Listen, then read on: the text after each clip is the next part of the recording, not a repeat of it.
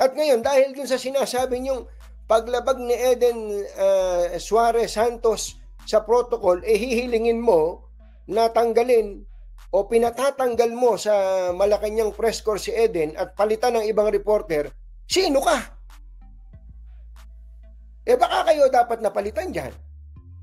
Hindi kaya kayo ang dapat natanggalin dyan? Dahil hindi nyo naman yata naiintindihan yung trabaho ninyo? Mr. President, pagtatanggalin nyo na itong mga to at pabigat lang sa inyo to. Palagay ko, hindi lang itong si RL Kabatbato. Pagtatanggalin nyo na yung mga yan. I-massacre na. I-wipe out na yung mga hindi nila alam ang kanilang ginagawa. Ang pinagbubutihan ninyo kung paano gigipitin ng media. Ano ba yan? Utos ba ni Secretary J. Ruiz sa iyo yan? Kaibigan? Kung utos sa iyo ni Secretary J. Ruiz yan, magsama kayo. Magsama kayong dalawa. At yun na mga kabayan, di na nga po nakapagpigil. Ito pong si Katunying, nabirahin po. Ito pong mga tauhan dyan sa PCO na pinangungunahan nga po ni Secretary J. Ruiz. Mantakin mo mga kabayan, atin nga po napag-alaman na tinabagay ito bang nandyan sa PCO, kala mo iba po yung mga among sinusunod hindi po si PBBM ang sinusunod, kundi may ibang among sinusunod. Yun po yung dapat nating malaman, kung sino po yung nagmamaniobra dyan sa PCO. Mantakin mo mga kabayan, alam naman po, kitang-kita naman po kahit si PBBM mismo makapagsasabi na siya mismo yung lumapit sa mga reporter. Ngayon, kung si PBBM po ang nagutos na sibakin pangalan po nito si Ma'am Eden, parang, di ba? Parang kalokohan naman po siguro yun. Kaya po akin nga pong nararamdaman na may iba pong tao na nagmamaniobra dyan sa PCO. Kaya nga po ang hiling po nito ni Katunying mga kabayan, dapat nga po sisantihin na i-wipe out na po lahat ng tao dyan sa PCO at palitan na po ng bago. Kasi kung may maiiwan pa po dyan, baka nandyan pa rin po, may kapit pa rin po dyan yung tao nagmamaniobra ng PCO. Lalo po nakakasira, diba? Kay Marcos Jr. Sirang-sira na nga po siya sa taong bayan Di po ba? Kaya nga po dapat, dapat po, tama lang, yung sasabi ni Katunying na tanggalin, i-wipe out na yung mga nandiyan sa PCO. Katulad ni J. Ruiz, diba? Si Auntie Claire, at pati itong tao ito, nakalimutan ko yung pangalan.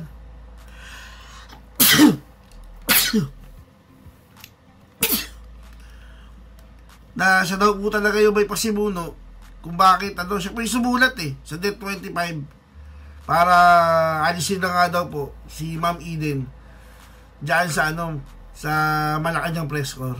Ito mga kabayan, napanoorin nga po natin yung birada dyan ni Katunying patungkol nga po dyan sa issue ng PCO.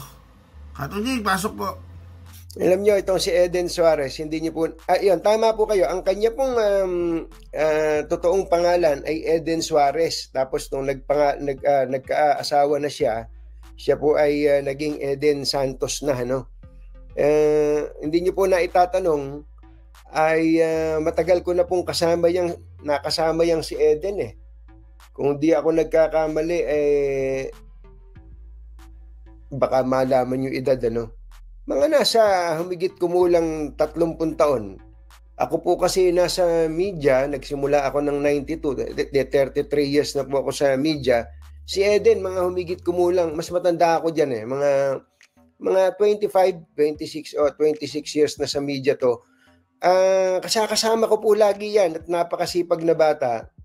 Ang isa pa pong reporter na masipag din, na sabi niya jack of all trades, ito pong isa pong kaibigan din namin pero pumanaw na, ito pong si May Rivera. Ayan, mga kasama natin sa Eagle Broadcasting Corporation nung ako po'y reporter pa sa DZEC noon. At ang totoo, kahit na ako'y napirata na ng DZMM, ABS-CBN, mga kaututang dila pa rin natin yan. Ito sila Eden Santos. Kaya pwede ko po sabihin that I know this girl, I know her principal. Alam ko din kung gaano siya kalalim, gaano siya kapassionate sa kanyang ginagawa, gaano siya maaasahan, at gaano niya pinagbubuti kung ano man yung assignment na ibinigay sa kanya kahit saan pa yan. This past few months, mula nung naging Palace Undersecretary, Press Officer, ito po si Attorney Claire Castro, ay laging nakakababag ng Malacanang. Ito pong si Eden Suarez, because she is covering for Net25. Kung po yan hindi naman siya negatibong konotasyon, pero matabil ang dila nito si Eden. Matalim ang dila niyan. And she will never hesitate to ask any question under the sun, basta't alam niya na dapat tong masagot o mabigyan ng dapat mabigyan ng katugunan. That's Eden Santos. Siyempre, kapag ka ikaw ay nasa receiving end ng matatalim na tanong ni Eden Santos, mabubusit ka naman talaga. Mabubusit ka kay Eden. In the same manner, naalala ko tuloy, when I was Vice President of Malacanang Press Corps, nung nagko-cover po ako ng dating Pangulong Gloria Macapagal Arroyo, at araw-araw ang humaharap sa amin sa presscon was then Presidential Spokesperson Rigoberto Tiglao. Nabubusit din sa amin si Rigoberto Tiglao, sapagkat ako, kasama ko si Vic Sumintak at saka itong si Hilka Bakungan, we're always asking the hardest question siguro sa press corps, na wala po sa outline o sa script, so to speak, na inilalatag po nila. So talagang ganun ganun po ang buhay ng reporter, Hindi para magmagaling, kundi kung gusto mo makakuha ng mainam na istorya, you will never fear. You will never be afraid to ask the hardest but the most sensible question. Ganun po dapat, trabaho lang, trabaho lang, walang personalan. So, si Eden po, laging nagtatanong ng nakakabusit in so far as Malacanang is concerned. Baka nakakabusit sa perspective ni Attorney Claire Castro, baka nakakabusit sa paningin ng mga taga-Presidential Communications Office o PCO, baka nakakabusit sa paningin ng mga supporters ni Pangulong Bongbong Marcos. But be that as it may, sabi nga po ng mga Inglesero, trabaho po ni Eden ang magtanong. Opo, trabaho po ni Eden ang magtanong. Kaya nga tanong, di ba? Kaya nga siya reporter. Ang trabaho po ng reporter is basically to inquire, to elicit answer from a resource person. Taga Malacanang Press Corps po siya. So, ang laging nakaharap po sa kanya, ito pong si Attorney Claire Castro. Okay. Hindi naman po siguro ipagkakaila ng Malacanang na nabubusit sila kay Eden Santos. At marami na po tayong mga napanood na mga video clips, marami na po tayong napanood ng mga vlogs, pati nga yung mga vloggers na mahilig mag-fake news, kine-carry yung mga tanong ni Eden Santos sa Malacanang. So, depende nga kung saan ka nakatayo, matutuwa ka. On the other hand, ay mabubusit ka naman kay Eden wherever you stand. Ano po? Kung saan ka nakatayo. Eto na po mga kaibigan.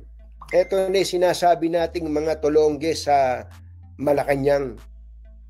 Pero bago lang natin ipagpatuloy ang mga tulongge sa Malacanang, ay gusto lang po nating batiin ang aking pinsan na si Pinsang June Alonso. Pinsang June Alonso, isa po sa pinakamatinding tao na nakilala ko sa balat ng lupa. Pinsang Makalaw ako, na nag-estima sa amin nung kami nagpunta dyan sa Espanya. Ayan. At siyempre ang kanyang butihing may bahay, ang kanyang butihing may bahay na si Ate Jinky. Ate Jinky! Ate Jinky! Woo! Kumusta po kayo? Ayos ba? Marunong na ba kayo mag-Espanyol? O katulad ko na no hablo Espanyol? Ayan. At siyempre binabati natin ang si Kuya Carlo, yung kanilang anak na mas matandang lalaki, at saka si Kuya Cedric, ayan, Cedric Alonso, at yung kanilang bunso, ay ang kanilang pinakabunso na si Celeste Minet Alonso. Ayan, sila po ang nag-estima sa amin diyan po sa Madrid, ayan, sa Espanya. Maraming salamat. Ay magagaling nang mag-Espanyol tong mga batang ito. At at least ang kagandahan naman ng lahing Espanyol at lahing Pilipino, ang lengguwahe halos sa magkakaugnay. Mga tinuro sa ating mga salita na Espanyol ay naisangkap na sa wikang Filipino. Halimbawa, yung kalye, di ba? Yung kalye ginagamit natin with the K, K-A-L-Y-E. Pero diyan sa Espanya, kalye din. C-A-L-L-E. Ayun. Halimbawa, hapagkainan, mesa. Ganun din. Ganun din naman sa kanila. Mesa sa kanila, mesa din sa atin. Pag maliit yung hapagkainan, ang tawag po doon ay la mesita. Ang pinggan, plato. Pareho din. Pag maliit na plato, platito. Pagka pogi, guwapo. Pagka maliit na guwapo, guwapito. Anyway, ba't ba napunta tayo doon? Anyway, mabalik lang ako na ganun talaga. Ganun talaga ang buhay ng reporter at buhay ng government official. They are always adversarial to each other. Kaya lang, may mga tulongges talaga sa Malacanang na hindi yata alam kung anong kanilang trabaho. Naturingan pa naman na sila'y mga dating reporter. Alam niyo po ang tinutukoy ko? Isa pong kabuktutan, didiretsuhin ko na, isang kabuktutan ang ginawa ng isang tulongges dyan sa Malacanang. Ang pangalan po nung taong yan, ito alam ko nakasama ko ba sa coverage? Pero ako po kasi, when I was a reporter, nag-cover ako ng police beat, ng general assignment, ng PNP, ng Camp Aguinaldo, ng courts, ng Congress, ng Senate, ng Malacanang, ng sports, ng business. Yun po ang aking assignment. Pero hindi ko matandaan kung nakasama ko sa coverage itong si Errol Kabatbat, Asek Errol Kabatbat. Mantakin ninyo mga kababayan, nagsulat itong si Errol Kabatbat ng liham sa Net25. Ito pong si Assistant Secretary Errol Kabatbat. At alam niyo ba ang kanilang sinasabi sa sulat na ito, mga kababayan? Kundi ba naman ng to Gusto nila tanggalin. Ang gusto nila tanggalin itong ng Net25 si Eden Santos bilang reporter na naka-assign sa Malacanang. Ano ba itong taong to? Saan ba niya napulot yung ganong klase ng kapangyarihan? O sakop pa ba? Alam ba nila na hindi nasakop ng kanilang kapangyarihan niya? Yan sinasabi po nila, meron daw pong violation ng protocol. Ito pong si Eden Santos sa pagko-cover sa Pangulo. At meron nga daw pong pangyayari na nilapitan daw po ni Eden Suarez si Pangulong Bongbong Marcos na labag daw po sa protocol At hindi lang daw po minsan, 2 beses pa yata na nilapitan ni Eden ang Pangulo. Nung po bang ang Pangulo naging witness sa pag-destroy sa mga illegal drugs ng PDEA. Sumakit ang ulo ko. Alam mo, Mr. Kabatbat, Kabatbat nga ba ang pangalan nitong tao na to? Kabatbat, oo. Alam mo, Mr. Kabatbat, ayan, ay kilala ko to. Naalala na kita, na-cover, baka nakasama kita, tama, Errol Kabatbat. Siya po ay Assistant Secretary Errol Kabatbat ng Presidential Communications Office. Alam mo, pare ko, kung meron ka mang dapat nasitahin, kung bawal palang makalapit sa Pangulo ang reporter, kung meron ka mang dapat sitahin, ang Presidential Security Group. Oo. Bakit sila pumayag o naging maluwag na pinapasok o pinalapit si Eden Suarez Santos kay Pangulong Bongbong Marcos kung bawal pala yun?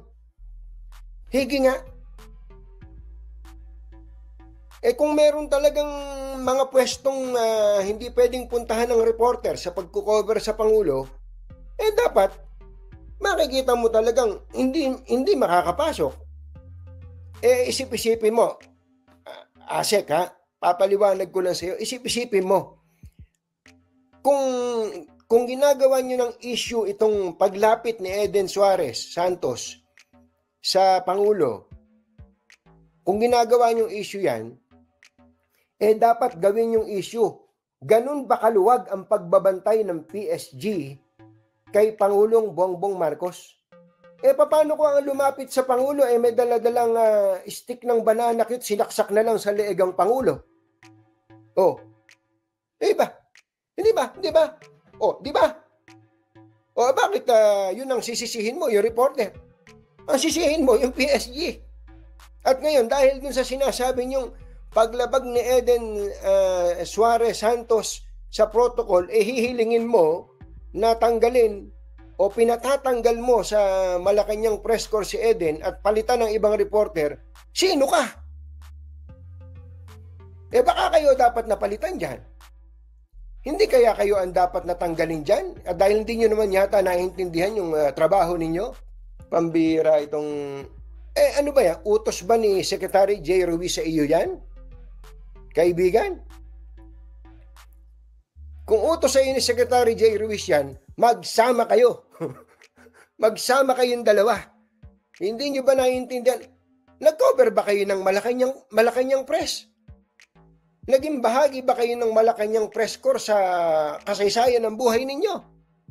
Hindi nyo ba naiintindihan ang mga alituntunin dyan? Mabuti ang Malacanang Press Corps naglabas ng kanilang stand at sinabi nilang hindi sila pumapayag dun sa kahilingan o yung parang ini-impose nitong Errol Kabatbat na palitan si Eden Suarez. Mabuti na lang at ang Malacanang Press Corps ay nanindigan.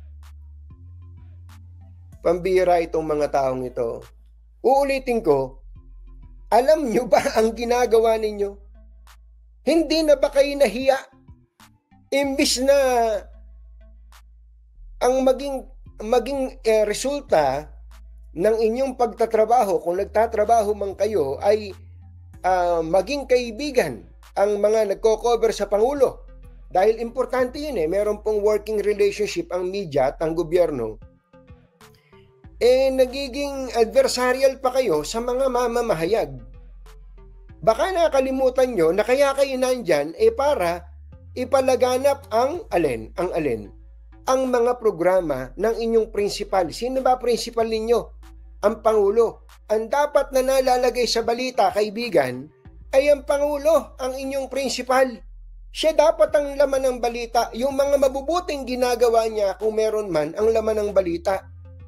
Laman ng balita ngayon? Kayo! Kayo laman ng balita. Mga tinamaan kayo ng magaling.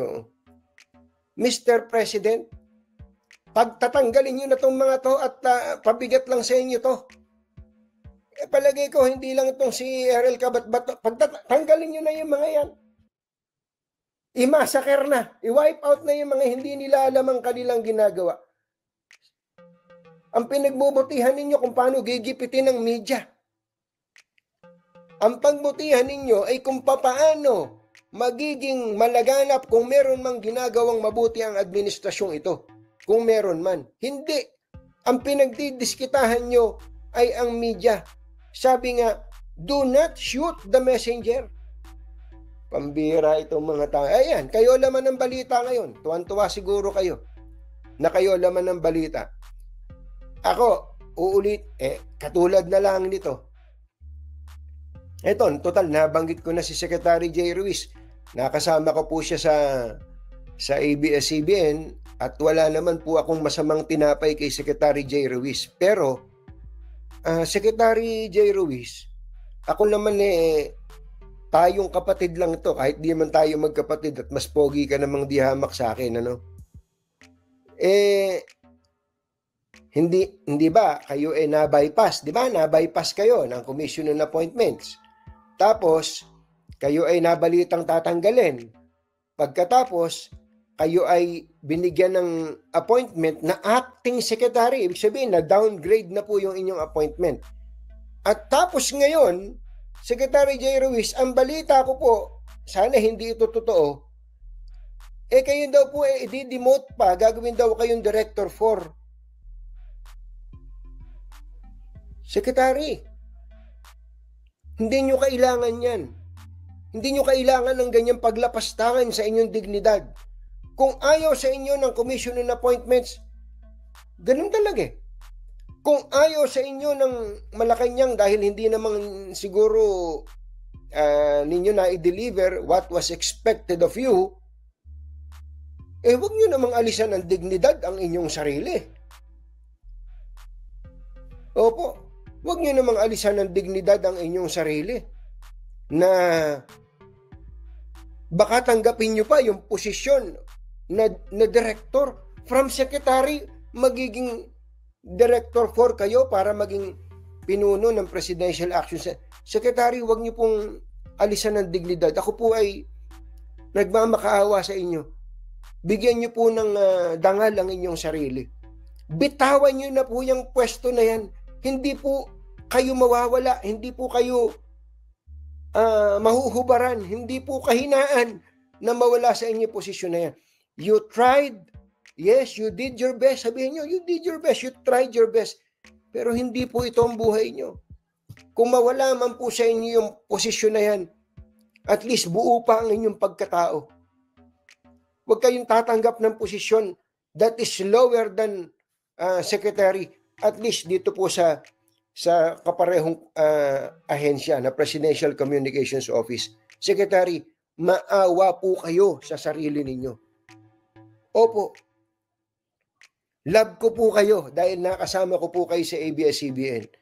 But if you are not able to perform according to what was expected of you, hayaan nyo na sa iba yan. Sabihin nyo, at least ginawa ko ang best ko, hindi pa rin sapat.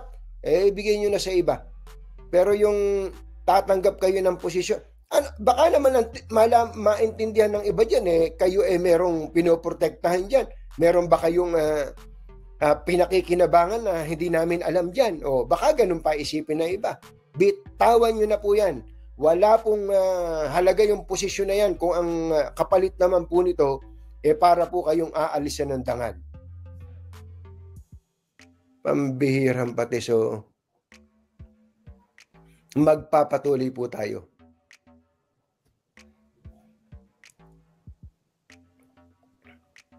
Try the new Anlene Gold 5X Dark.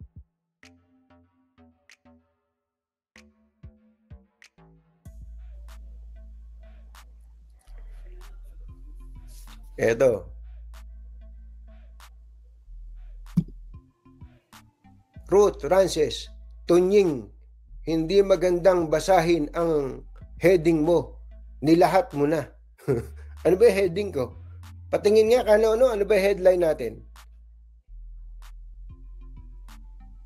Patingin niya, meron ba tayong, masyado naman kayong matampuhin. Ayan, Katunying. Titingnan ko nga kung anong, ano ba ang title nung show natin na yun.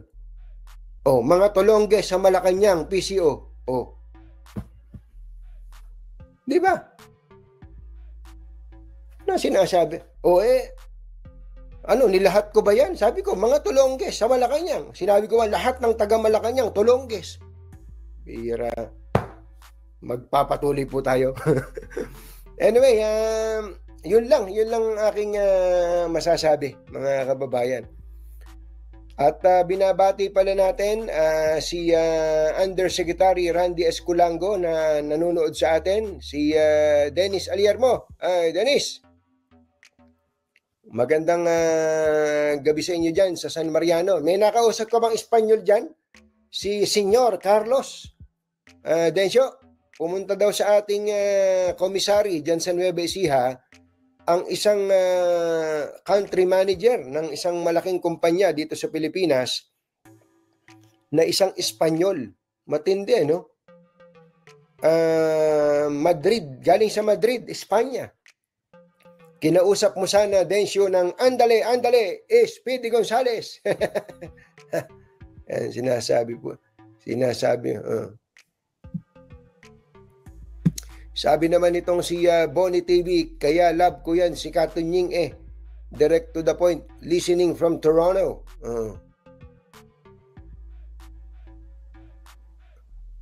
Ayun. Magandang, sabi naman itong si Jonel Florentino, wala kasi sa ayos si Eden Santos. Yun. Ang sabi naman itong si Samuel Kisogan, magandang gabi po, Katunying, pa-shoutout mula Limassol, Cyprus. Aba, malayo. Ang sabi naman itong si K. Joy, sus, tama lang naman, inalis si Eden. Sana po nakinig kayo sa aking sinabi ngayon. Hindi po trabaho ng Malacanang yon. Kung ang gusto ng network na ipadala para mag-cover ng Malacanang si Reporter A, hindi po trabaho ng Malacanang na pumili ng ilalagay doon.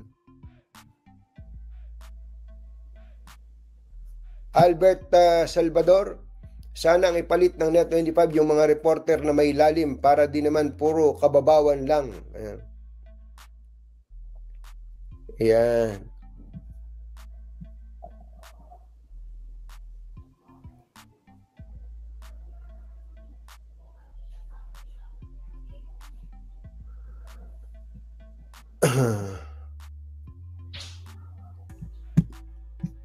Alexander Handa, tama naman heading. May mga Tolongges naman talaga sa Malacanang. Heading. Yung title pala sinasabi nyo. Title. Bihirang pati so. Sabi naman itong si Ebalianel, good eve, Katunying, halos lahat na lang ng taga Malacanang ay nagkakalat na. May nanonood sa atin mula sa Davao City, CM Junard Abinsay. Ayan. Ang sabi naman itong si Ronar Riason Balyoat Aota. Walang saysay magtanong si Eden Santos, dapat lang mawala. Panira kayong mga Duterte supporters.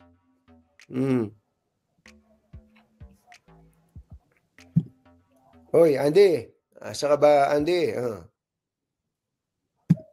Eliasar Calianta, pa-shoutout po, Katunying, mas pogi kayo kaysa kay Ruiz.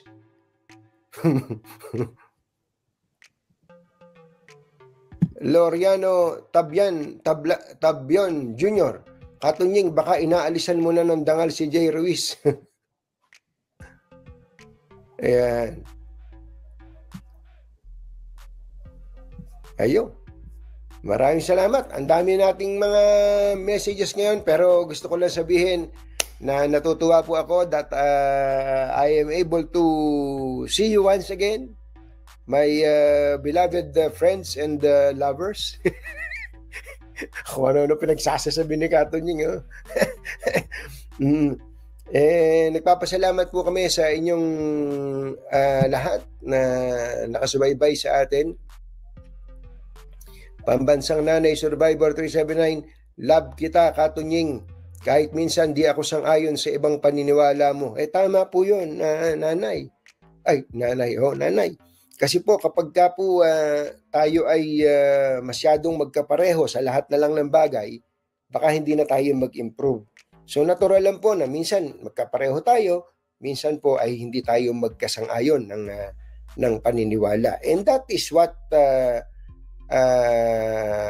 democracy is all about, ano? Yung esensya ng demokrasya. Wala pong problema diyan. Ang atin lang, at ito malimit yung marinig to sa atin, di ba, Mayor Ray Katakutan, Kuya Romel de la Cruz, malimit yung pong marinig sa akin tong pananalita na to na yes, we can be passionate about our belief.